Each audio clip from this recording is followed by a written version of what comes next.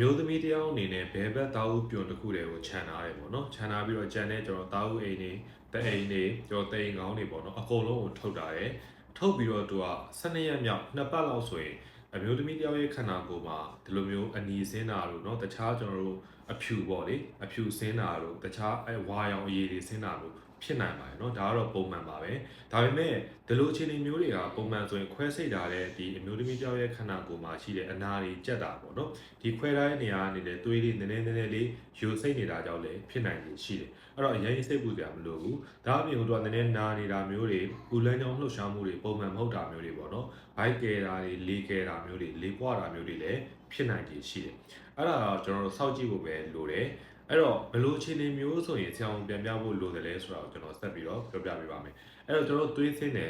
တာပုံမှန်ထက်ကိုများတယ်ပေါ့နော်များတယ်ဆိုတာဘယ်လိုအခြေအနေမျိုးလဲဆိုတော့ဒီတရက်အတွင်းမှာပတ်တစ်ခု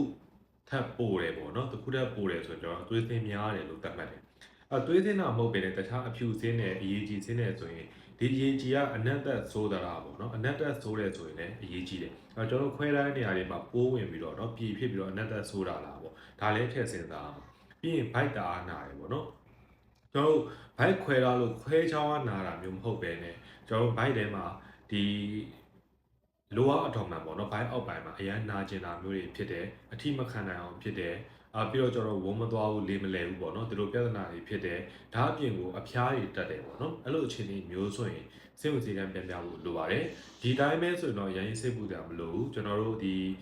နှစ်ပတ်လောက်ဆိုရင်တော့လေအဖြူစင်းတာတို့သွေးနည်းနည်းစင်းတာတို့ကပုံမှန်ပါပဲအကျိုးရှိလိမ့်မယ်လို့ပြောလိုက်ပါတယ်ကျေးဇူးတင်ပါတယ်